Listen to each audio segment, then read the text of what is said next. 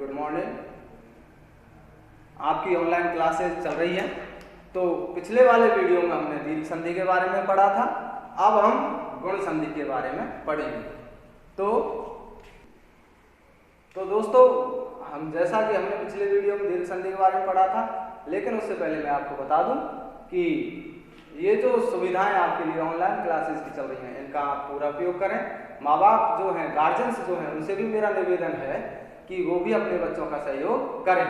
Jupiter आपका अपना school है, जुपिटर पब्लिक सेकेंडरी स्कूल, ये आपके लिए आपका ही अपना स्कूल है और आपके लिए बहुत अच्छी सुविधाएं उपलब्ध करा रहा है घर पर रहकर।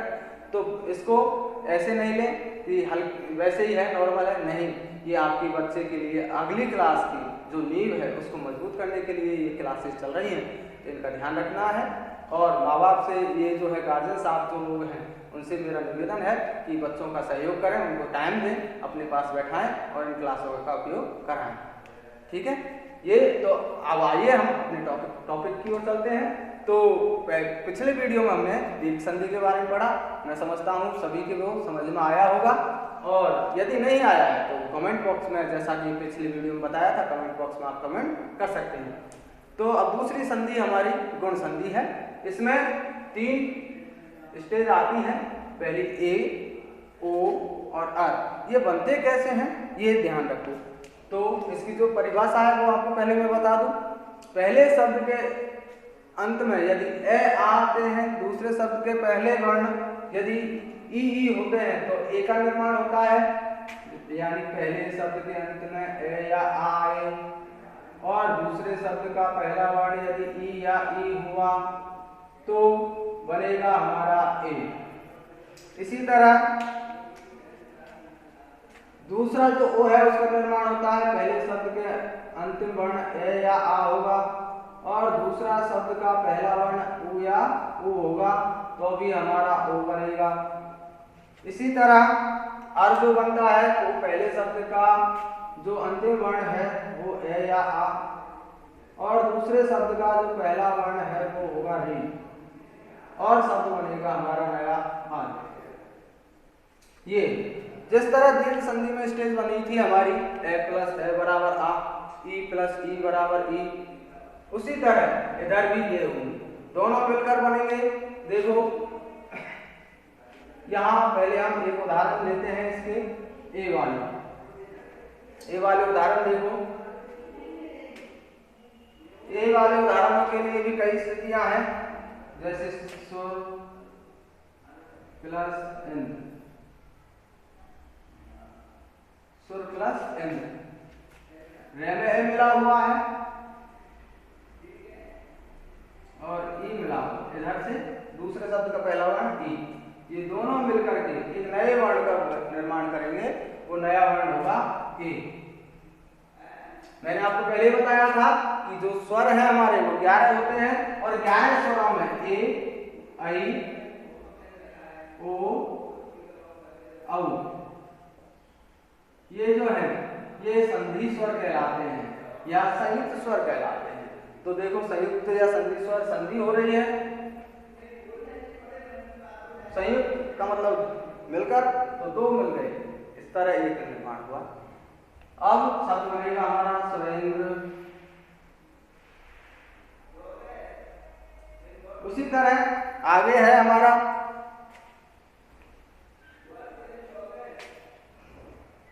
जैसे शब्द है नर प्लस ईश,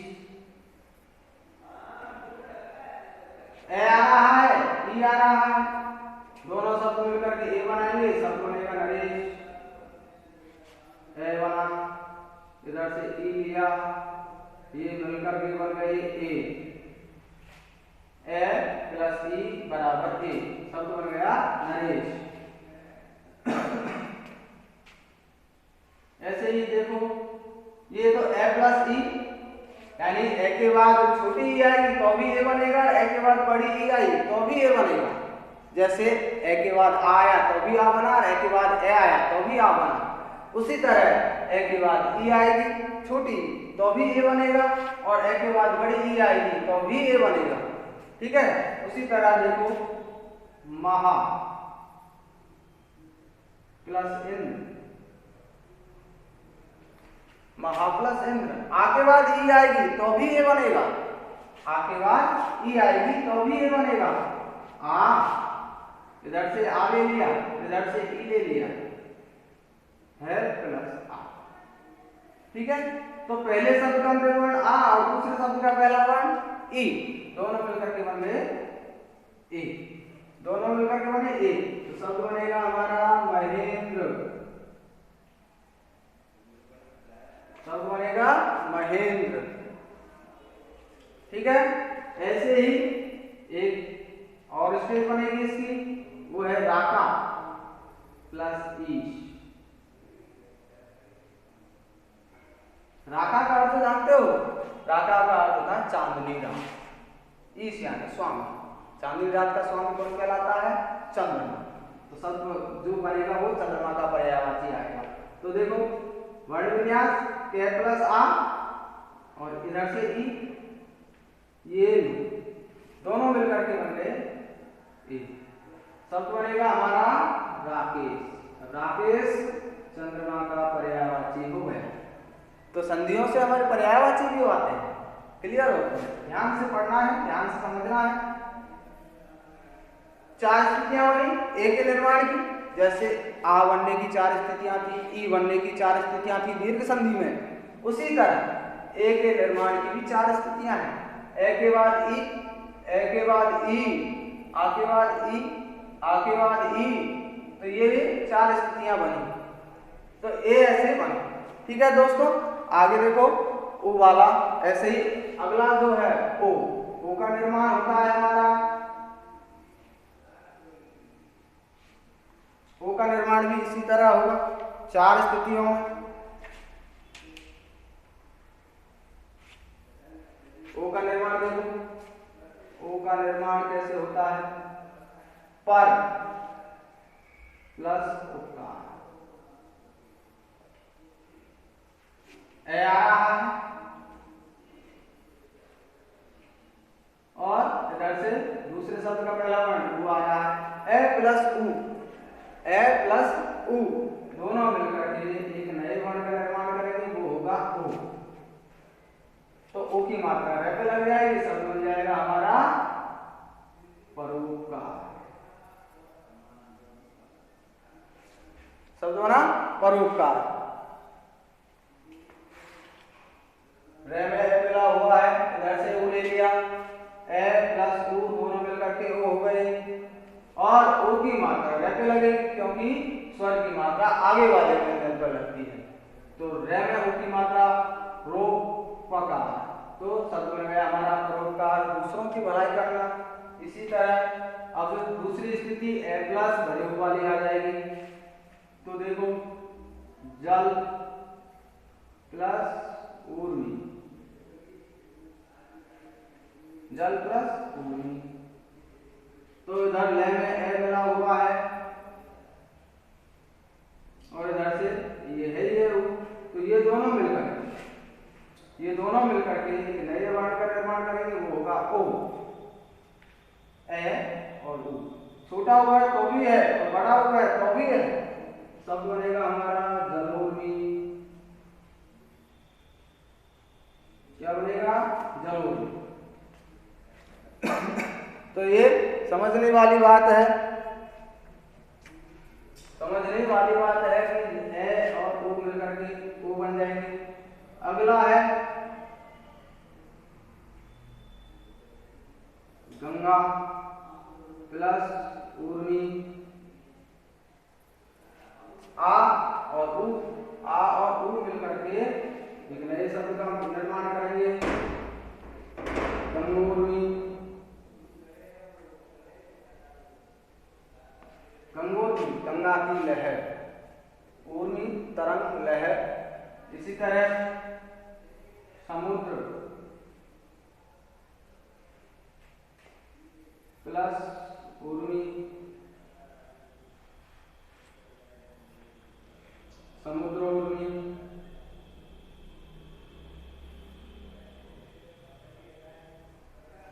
तो ये जो है वो वाला निर्माण है वो इस तरह हुआ। ठीक है,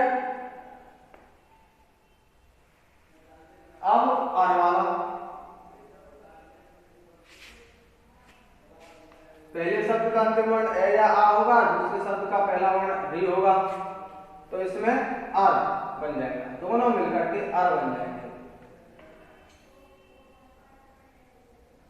जैसे देव प्लस ऋषि, देव प्लस ऋषि, वे में ए आ रहा है, इधर से री ले, तो ए और री मिलकर के एक नए वर्ण का निर्माण करेंगे अर, और ये शब्द वे में ए मिल जाएगा और इधर से रे की मात्रा है तो स चल जाएगी, वे शब्द बन जाएगा देवसी, देवसी शब्द बना देवसी। इसी तरह महा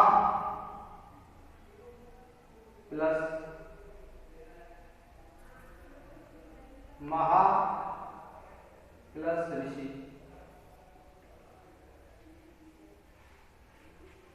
आ और री, आ और री, ये दोनों मिलकर के क्या बने आर, दोनों मिलकर के आर बन जाएंगे, शब्द बन जाएगा महर्षि।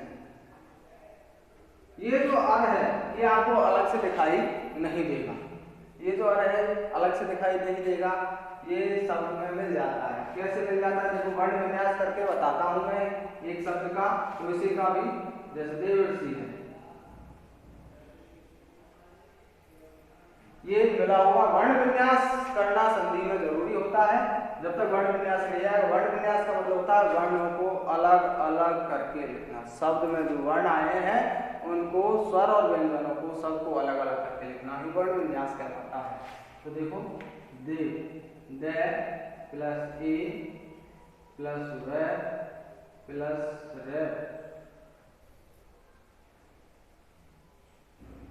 अब ये देखो रे आएगा देवर्षि। उच्चारण के अनुसार देखो कैसे हम इसको उच्चारण करते हैं, उच्चारण जो करेंगे वो रे देवर्षि, तो वे के बाद रे का उच्चारण हो रहा है, सी से पहले और वे के बाद, तो वे यहाँ रे आएगा, फिर श और ई, इस तरह ये वर्ण विन्यास कहलाता है। अब इस तरह यहाँ हमें ये अर मिलेगा, यहाँ मिलेगा आ, तो इस तरह हमें ये ध्यान रखना है कि जो अर है वो हमें कहीं मिला हुआ अलग से दिखाई नहीं देगा, ये शब्द में मिल जाता है, और जब हमें वर्ण विन्यास करना आता है तो हम उसको आसानी से ढूंढ सकते हैं। तो ये वर्ण विन्यास करना समझो, कोई भी शब्द है उसमें जितने भी हैं वो सब वर्ण विन्यास के अनुसार खुलते हैं, संधियां वर्ण विन्यास से चलती हैं। ये हमारे तीन नियम थे, तीनों की वो उदाहरण हुए, तीनों के उदाहरण हुए। अब आपको फिर से कुछ एक्सरसाइज करनी है।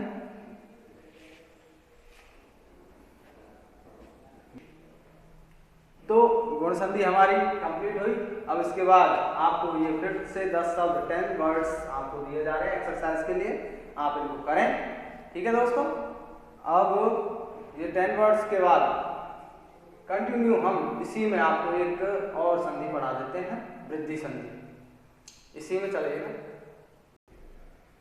तो स्टूडेंट्स ये 10 शब्द हैं, आपको ये एक्सरसाइज करनी है और इनके आंसर आपको कमेंट्स बॉक्स में करने हैं। समझ में नहीं आता है तो वही कमेंट्स बॉक्स में आपको अपना नाम और नंबर के साथ कमेंट्स करना है, आपकी समस्या का समाधान किया जाएगा।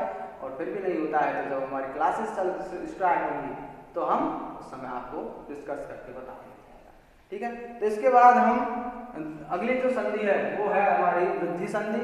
गुण संधि और वृद्धि संधि लगभग एक जैसी मिली जुली है, वहां आगे हम वृद्धि संधि पढ़ते हैं। तो जैसे हमने अभी जो गुण संधि पढ़ी थी उसी के अनुसार वृद्धि संधि है। गुण संधि में हमने पढ़े थे ए और ओ, गुण संधि में पढ़े थे ए और ओ, लेकिन वृद्धि का मतलब होता है बढ़ोतरी।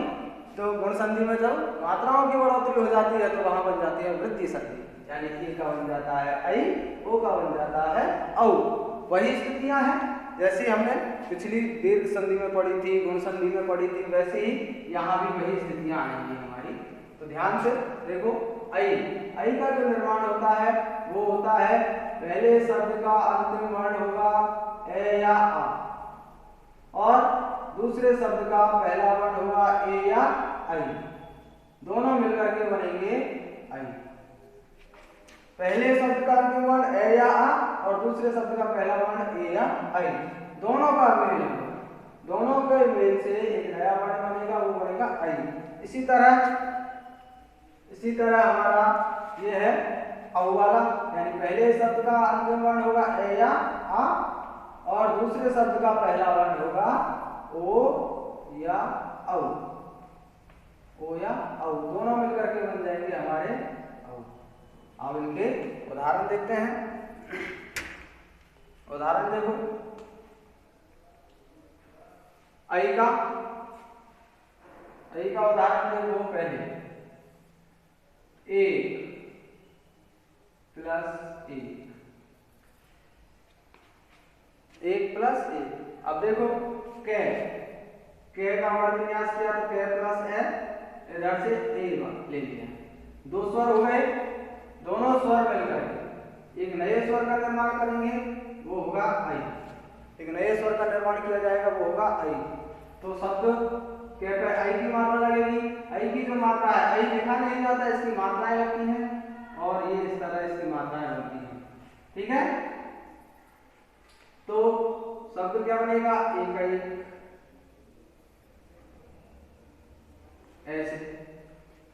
ऐसे ही ए के बाद ए आया तो ऐ बना, अब ए के बाद ऐ आया तो ऐ ही बनेगा। कैसे बनेगा देखो, मत प्लस एक, मत प्लस एक, ए आ रहा है और ऐ आ रहा है, दोनों मिलकर के फिर से नए वर्ण का निर्माण करेंगे ऐ का। शब्द बनेगा हमारा मतेक्य। अब ये जो एक शब्द है, एक, इसका निर्माण कैसे होता है जानते हो आप, एक का, ये एक का निर्माण होता है एक प्लस ये, एक प्लस ये, इससे यानी एक शब्द में यह प्रत्यय लगा दिया जाता है तो एक के बन जाता है। प्रत्ययों में आएंगे, यह प्रत्यय के कारण अंतिम वर्ण जो होता है वो स्वर रहित हो जाता है, बिना स्वर के हो जाता है अंतिम वर्ण शब्द का, और पहले वर्ण में बदलाव होते हैं।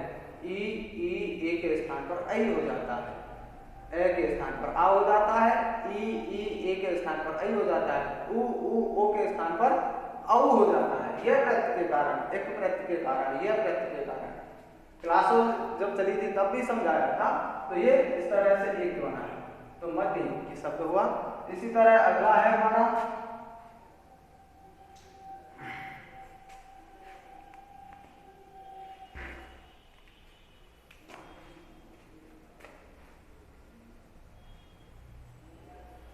महा प्लस ऐश्वर्य। आ रहा है और ऐ आ रहा है, आ रहा है ऐ आ रहा है, दोनों मिलकर के ऐ का निर्माण करेंगे, शब्द बन जाएगा महेश्वर। अभी ऐश्वर्य शब्द जो है इसका निर्माण भी यह प्रत्यय के कारण हुआ है। ऐश्वर्य में देखो ऐश्वर्य, तो इसका जो निर्माण है इसमें दो शब्द है, दो शब्द तो है ईश्वर, ईश्वर में यह प्रत्यय जोड़ दिया तो ईश्वर से ऐश्वर्य शब्द बन गया, क्योंकि यह प्रत्यय के कारण अंतिम वर्ण स्वर रहित हो गया, आधा है, और ई है वो ऐ में बदल गया। इस तरह से यह प्रत्यय के कारण परिवर्तन होते हैं, ठीक है। अगला है औ वाला। औ वाला फिर समझ लो ऐ के यदि ए या आ के बाद, ए या आ के बाद, ए या आ के बाद, ए या आ के बाद, ए या आई, ए या आ के बाद ए या आई आते हैं, ए या आ के बाद ए या आई आते हैं, तो दोनों मिलकर के आई हो जाते हैं। तो ए या आ, ए या आ के बाद ए या आई आए तो के स्थान पर, दोनों के स्थान पर आई का निर्माण हुआ। आ प्लस आई बराबर आई, ए प्लस आई बराबर आई, ए प्लस ए बराबर ए आई, इस तरह। ठीक है, इसी तरह हमारा औ वाला जो है वो आएगा। तो देखो औ वाले नियम, औ वाले देखो,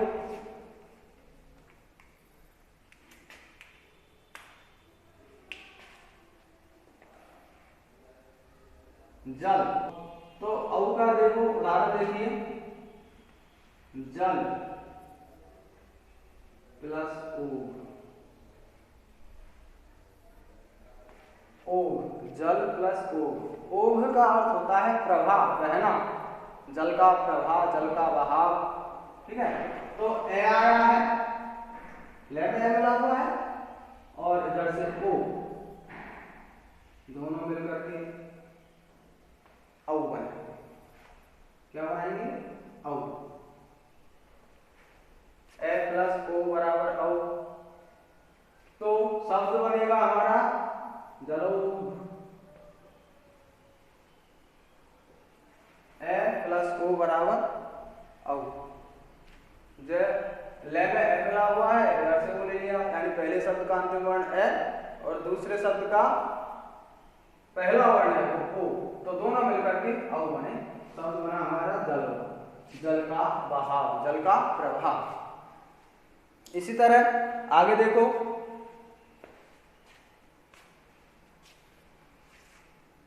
जलौघ, जल प्लस ओक, एक शब्द ओक भी होता है, जल प्लस ओक, ये भी ए और ओ मिलकर के ओ, औ का निर्माण करेंगे, जलौघ। इसका अर्थ होता है जल की अंजलि, यानी दोनों हाथों से इस तरह जो बनता है वो ओक कहलाता है, इसका अर्थ होता है अंजलि। ठीक है, जलौघ। और जलौघ, दो शब्द हो गए हमारे, एक तो हो गया जलौघ और एक हो गया जलौघ।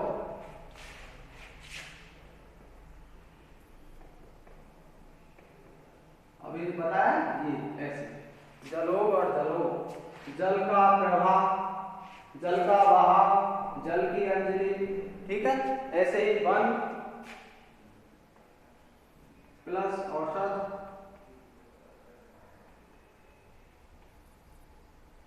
वन प्लस औषध, वन ए और औ, बनौषध, ए और औ, ए और औ, दोनों मिलकर के औ का निर्माण करते हैं, दोनों मिलकर के औ का निर्माण करते हैं और शब्द बन जाता है बनौषध। ठीक है, इसी तरह हमें और भी शब्द है, देखो, परम प्लस औदार्य, परम प्लस औदार्य, में है मिला हुआ है, इधर से हम लिया, दोनों मिलकर के औ, शब्द बनेगा परमौदार्य। अब ये तो औदार्य शब्द है, ये औदार्य शब्द है, इसका निर्माण कैसे हुआ है? ये औदार्य शब्द का निर्माण कैसे हुआ है? देखो, इसमें भी यह प्रत्यय लगा हुआ है, उदार, और ये प्रत्यय से रे स्वरहीन हो गया, स्वर रहित हो गया, और उनका जो है वो औ में बदल गया। इसी तरह, ठीक है, ये हमारे औ वाले उदाहरण थे। तो समझ में आया होगा, मैं समझ रहा हूं। यदि समझ में नहीं आता है तो कमेंट बॉक्स में आप कमेंट्स कर सकते हैं। फिर समझ लो औ के निर्माण की स्थितियां। ए के बाद यदि ओ आता है तो भी औ होता है, ए के बाद औ आता है तो भी औ होता है। ठीक है, इसी तरह हमारी ये दो आई और औ वाले वृद्धि संधि में हुए। अब हमारी तीन संधियां हो गई, दीर्घ संधि, गुण संधि और वृद्धि संधि। ठीक है, तो दोस्तों इस तरह हमारी वृद्धि संधि कंप्लीट होती है। और वृद्धि संधि की ये कुछ एक्सरसाइज हैं जो आपको करने हैं और सेल्फ करो।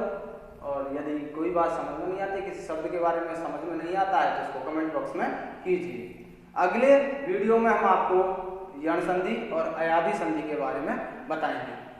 फिर एक बात फिर मैं आपसे कहना चाहूँगा कि आपका अपना school Jupiter public secondary school Hindaun city आपके साथ बना हुआ है और मन से बिल्कुल विचलित होने की आवश्यकता नहीं है। घर पर रहकर भी हम पढ़ाई कर सकते हैं। ऐसा नहीं कि क्लासेस बंद है, क्लासेस चल रही हैं, ऑनलाइन भी तो पढ़ाई होती है, ऑनलाइन चलती है। आपका स्कूल, अपना स्कूल जुपिटर पब्लिक स्कूल आपके साथ बना हुआ है आपके लिए ऑनलाइन क्लास। और ये जो सुविधा आपको दी जा रही है, ये हिंडौन के सभी स्कूलों में सबसे पहले आपके पास पहुंच रही है। और इसकी नकल लोग कर रहे हैं, लेकिन वो YouTube और WhatsApp उनसे लिए जा रही है। यहाँ आपको लाइव क्लासेस चल रही हैं आपके अपने टीचरों के द्वारा। ठीक है, आप समझो, कोई भी बात समझ में नहीं आती है उसको नोट्स करो और कमेंट्स बॉक्स में लिख सकते हो। कमेंट्स बॉक्स में लिख सकते हैं तो जब भी हमारी क्लासेस शुरू होंगी आपके वहाँ समाधान किया जाएगा।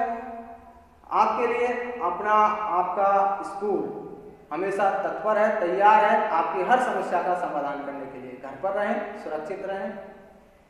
नमस्कार।